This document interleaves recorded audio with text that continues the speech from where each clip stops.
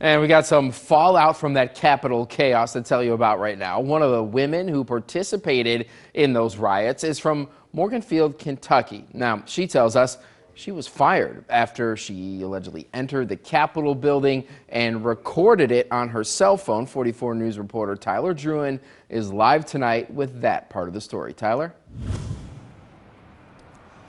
Well, good evening, Brian. That mother and longtime nurse says that her and her husband were just walking through the United States Capitol Rotunda, and tonight she says she doesn't think she did anything wrong.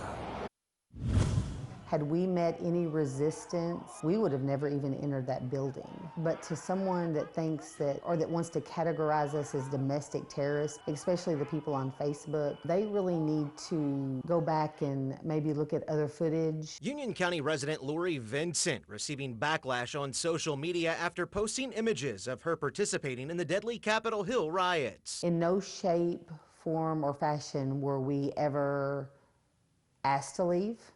We were never stopped from entering the building. Now, I can only speak for when I got there. The veteran nurse taking this cell phone video where you can clearly hear security alarms blasting through the Capitol hallways. I would say that I was probably one of the first 100 people through the door. Vincent said she and her husband entered through the front door and exited the back after 40 minutes of walking around. 5 people so far have lost their lives. How does that make you feel? That's horrible. It's horrible. As a nurse, that's not what, I stand for. I did not destroy anything.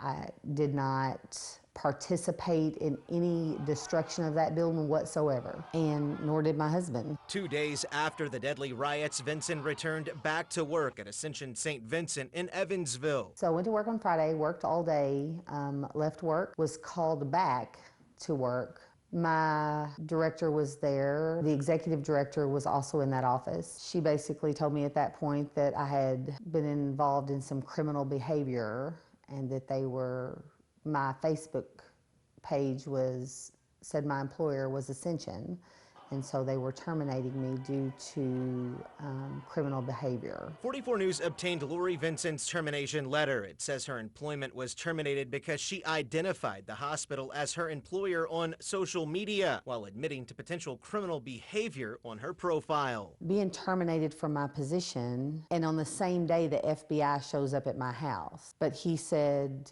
you're low on the totem pole, you walked through a building. 44 News reached out to St. Vincent for comment, but was told they would not comment on employee matters.